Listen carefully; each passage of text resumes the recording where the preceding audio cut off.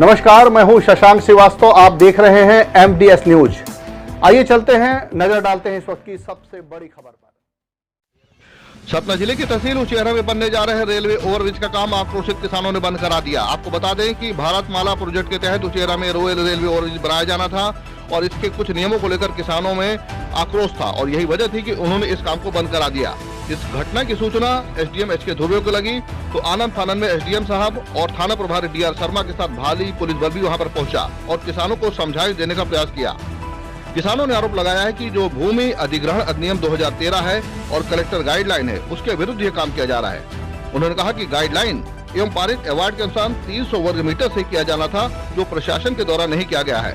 इससे प्रभावित भूमि स्वामियों को भारी नुकसान हो रहा है, जिससे किसानों एवं भूमि स्वामियों में आक्रोश है। उचेरा से हमारे संवाददाता मनोज वर्मा की रिपोर्ट।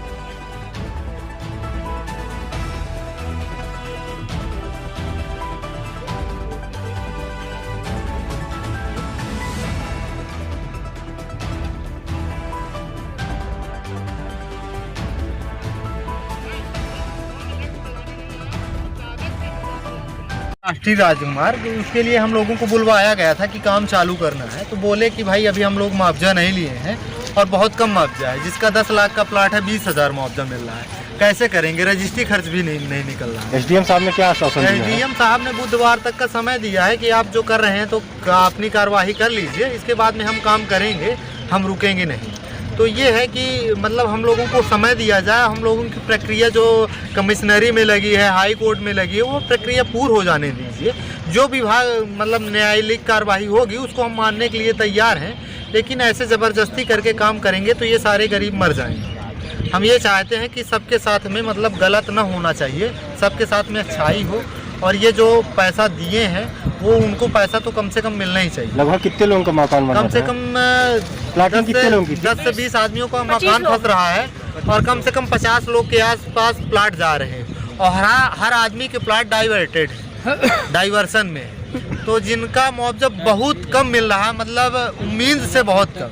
मतलब जिसकी ज़मीन 10 लाख की है उसको 50,000 मिल रहा है जी। तो ये है कि हम लोगों के साथ में मतलब सही तरह से कार्रवाई हो कि मतलब उचित मुआवजा मिले, यही निवेदन है आपसे। धन्यवाद। रोहित सिंह पपरेंगा।